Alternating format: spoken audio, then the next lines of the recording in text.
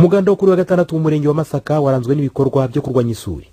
Abaturage bafatanyije n'abayobozi batandukanye, ingabo na polisi, bateye ibiti banatema ibihuru mu ishyamba ari mu kagari ka mu murenge wa Masaka, ari nako basibura imirwanyasuri ahenshi yasaga n'igiye gusibama. Perezida wa Repubulika Paul Kagame yifatanyije n'abo baturage, akaba yishimiye ko umuganda umaze kuba umuco, asaba Abanyarwanda kuwukomeraho kuko bishimangira agaciro kabo. Ubu umuganda ntumaze kuba umuco, biracyari ibintu bagomba kuyutswa. Niko abantu bashaka kwiha agaciro, niko bigenda. Umuntu yagukubitira kubyuka ngo ujye gukora, umuntu yagukubitira kwihangira umurimo. Umuntu agomba kukwibutsa ko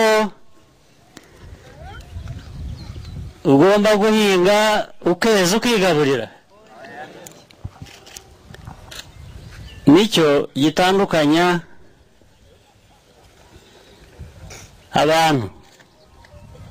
abantu n'inyamaswa.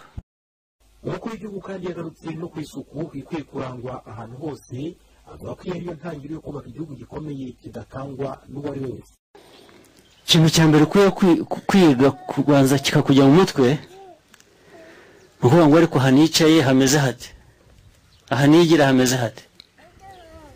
Hari isuku, imvura niba sinyagirwa, umuyaga nuza ntabwo uri butwara ibintu dukoresha, biragenda bite kuko bikajya inyubako ukwifata niho uhera. Noneho n'ibindi byiza ndetse bifite akamaro kurusha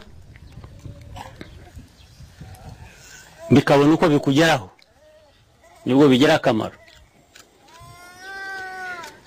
Naho ibindi byose mwumva bigize no kuvuga, bavuga ibyo twumva hanze, ibyo ngibyo ni imiyaga nyine. Iyo ufite iri mu cyumba gikomeye biraza gahuhi gahita bikarangira.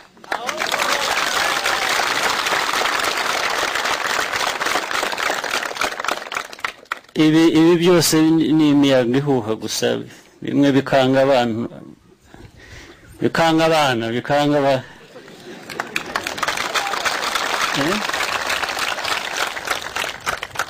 naho Abanyarwanda ntabwo bakangarana batyo.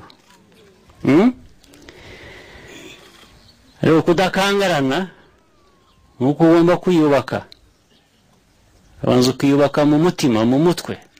Perezida wa Repubulika akaba yavuze ko umunsi w'umuganda ukwiye kuba umwanya kuri buri wese wo kwisuzuma no kureba uko yatunganyije ibyo ashinzwe ukwezi kose, ndetse agafata ingamba zo gukosora ibyo atatunganyije. Ibikorwa byo kurwanya isuri muri uyu muganda byakorewe ku kagari ka 20 amashyirahamwe bisaga ibihumbi intore zirusha intambwe Rwanda we